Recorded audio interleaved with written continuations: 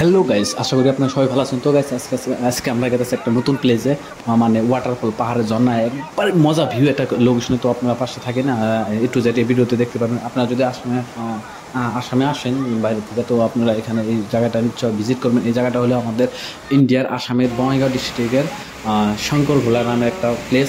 তো গাইস এখানে একবার ভিউ মানে ওভার ভিউ আছে, পাহাড়ের উপরে ফ্রন্ট সাইডে আছে, তারপরে আপনার ঝর্ণা, মানে পাহাড় থেকে ঝর্ণা নামতেছে। তো দেখেন, আপনারা দেখলে বুঝতে পারবেন যে কত মজার একটা প্লেস।